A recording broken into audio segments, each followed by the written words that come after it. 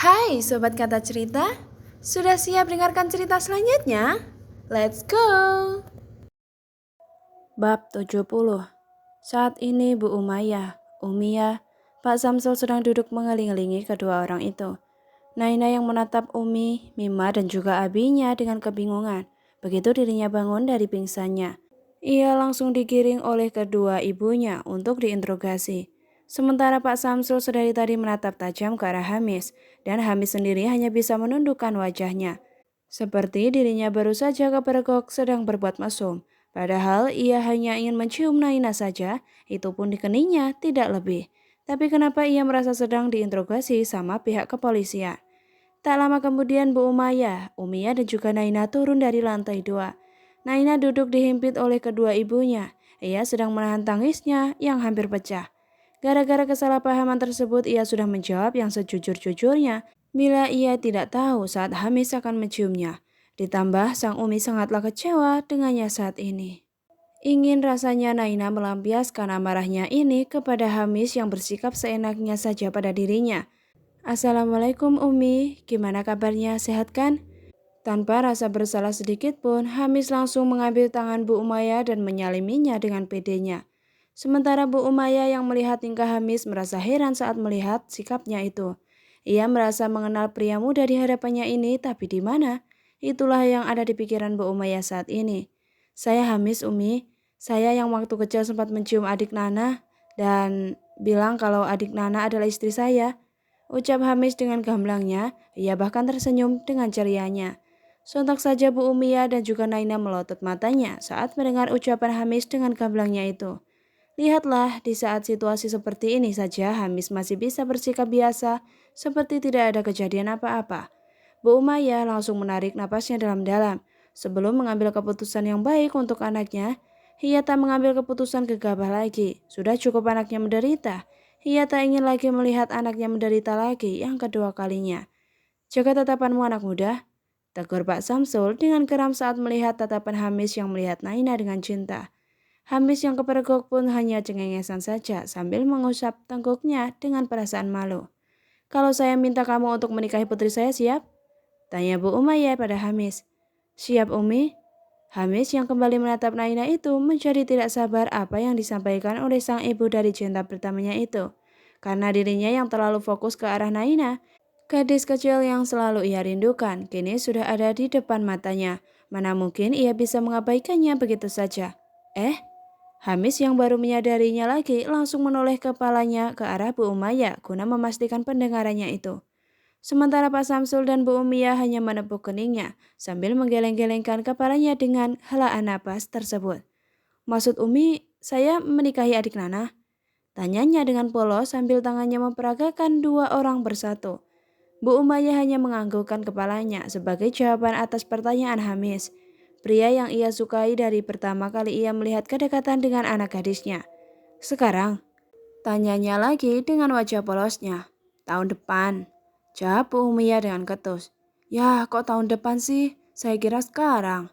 Ucap Hamis yang mendadak lesu saat mendengar perkataan Bu Umayyah tersebut. Lalu kamu maunya kapan? Kamu sudah yang kedua kalinya loh ya mencium anak saya dengan sembarangan. Ucap Bu Umayyah yang menatap Hamis dengan tajam. Hehe, habis adik Nana bikin saya enggak bisa nahan Umi. Sahutnya yang cengengesan sambil menggaruk kepalanya itu. Astagfirullah, jadi selama ini kamu memandang anak saya dengan enggak Umi, bukan kayak gitu. Dengan cepat, Hamis menyambar perkataan Bu Umayyah yang seperti salah paham atau memang perkataan dia yang ambigu. Terus, tuntut Bu Umayyah yang melototkan matanya pada Hamis. Hamis bingung cara mengungkapkannya pada semua orang. Ia terlalu malu bila bicara berhadapan, langsung seperti ini. Ya sudahlah Mbak, yang jadi pertanyaan kan dia harus bertanggung jawab terhadap Nana, karena dia sudah melecehkan Naina. Bu Umiyah yang menimpal itu. Sementara Pak Samsul hanya diam saja sebab ia tak bisa ikut campur terhadap keluarga istrinya itu. Gimana pun dirinya orang lain yang baru saja masuk. Saya bersedia Umi, bahkan sekarang pun saya siap. Sahut Hamis dengan semangat. Ia sudah membayangkan bila gadis kecilnya itu menjadi istrinya. Maka mimpinya yang sedari kecil ia impikan akan segera terwujud juga. Ia pun tersenyum saat membayangkan pernikahannya dengan adik Nana. pasti akan indah seperti masa kecilnya dulu. Umi, Nana masih ingin fokus sama Amar. Dan lagi Nana masih belum mau menikah lagi, Umi. Tiba-tiba Naina bersuara, ia menolak permintaan uminya itu.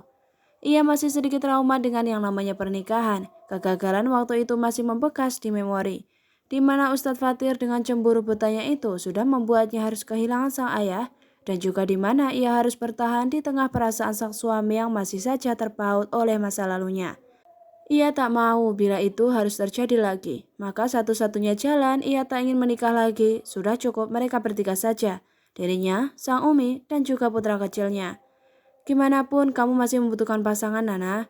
Umi sudah tua. Bisa saja sewaktu-waktu Umi pergi. Lalu bagaimana dengan kamu dan Amar? Bu Umayyah mencoba menjelaskan maksud dari permintaannya itu. Tapi nggak harus dengan menikah juga kan? Naina mencoba membantahnya. Hamis yang ditolak oleh Naina pun seketika menjadi lesu. Ia memandang garis kecilnya itu dengan tatapan sendu, matanya sudah memerah dan berembun. Entah ini pertama kalinya dirinya mau menangis. Dulu saat kehilangan sang ibu untuk selamanya, ia bahkan bisa mengendalikan dirinya, guna tidak menangis. Tetapi ini sungguh berbeda. Sebelumnya, Bu Umayyah yang khawatir ketika anaknya belum juga menampakkan batang hidungnya, padahal ijab kabul sudah selesai dan mereka harus bersiap untuk acara selanjutnya. Namun hingga detik itu Naina belum juga datang. Tentu saja ia sebagai seorang ibu dan ditambah lagi ia ibu kandungnya, pasti dirinya merasakan ada yang terjadi pada anaknya. Ikatan batin seorang ibu dan anak tak bisa lepas begitu saja. Akhirnya dengan perasaan cemasnya ia berniat untuk pulang terlebih dahulu guna melihat apa yang terjadi pada anaknya itu yang tak kunjung datang juga.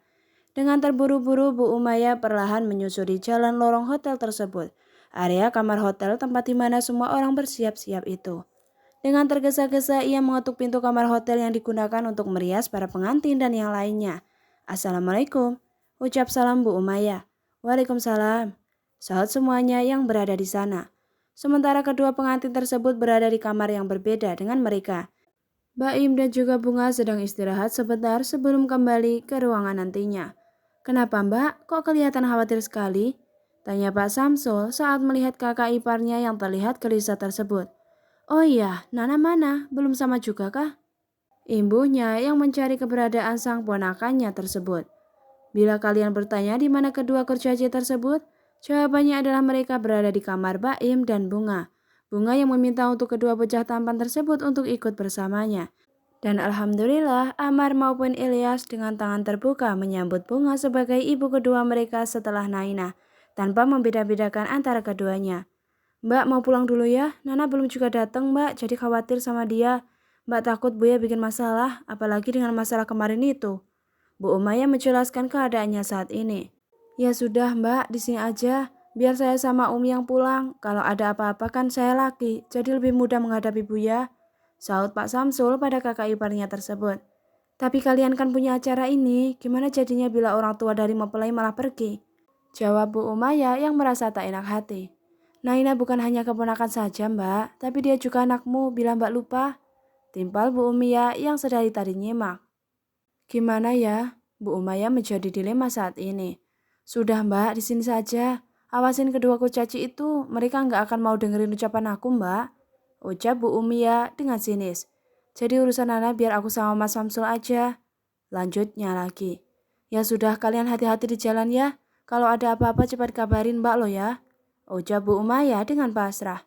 Siap Mbak, ya sudah kalau gitu aku berangkat dulu ya. Pamitnya pada sang kakak kembarnya. Ayo Mas, ajaknya pada suami. Assalamualaikum. Kedua pasutri memberi salam sebelum menutup pintu hotel. Hanya butuh 45 menit saja mereka berdua sampai di kediaman Bu Umayyah yang diwariskan Pak Abizar untuk Amar sang cicit. Dek, kamu masuk duluan saja ya, Mas mau parkirin mobil dulu, ucapnya pada sang istri. Iya, kalau sudah selesai langsung masuk ke rumah ya, aku merasakan perasaan yang gak enak tentang Nana, sahut Bu Umayyah yang dadanya berdebar itu. Bismillah, semoga gak jadi apa-apa pada Nana, katanya yang mencoba menenangkan hati sang istri. Ia tak ingin terjadi sesuatu pada istri dan juga anak yang berada di dalam kandungan sang istri. Namun baru saja Bu Umayyah masuk, ia malah menyaksikan pemandangan yang dimana Naina sang keponakan tertidur di sofa ruang tamu dalam keadaan tanpa menggunakan hijab ataupun cadarnya. Dan yang lebih membuat syok adalah seorang pria dengan beraninya berniat mencium sang keponakan. Dengan refleks ia pun menyebut istighfar dengan kencang. Astagfirullah, bekiknya dengan kencang. Hamis yang saat itu bersiap untuk mencium kening Naina pun mengurungkan niatnya dan menoleh kepalanya ke asal suara tersebut. Siapa kamu? Kenapa kamu mencium anak saya? Kamu berniat melakukan pelecehan terhadap anak saya, hah? Jerit Bu Umia dengan kencang. Saya... Hamis pun menjadi gelagapan saat mendengar tuduhan tersebut. Saya apa, hah? Desak Bu Umia pada Hamis. Bu Umia yang memang barbar pun langsung melepaskan sandalnya dan memukuli Hamis dengan sandalnya itu. Sementara Pak Samsul yang mendengar pekikan suara sang istri pun langsung berlari terburu-buru. Ia berpikir bila terjadi sesuatu terhadap Naina. Namun begitu ia sampai dirinya malah dibuat syok dengan kehadiran pria asing yang berada di dalam rumah ini. Dan juga istrinya yang memukuli pria itu dengan brutalnya. Berakhir. Bersambung. Lanjut di bab 71 ya.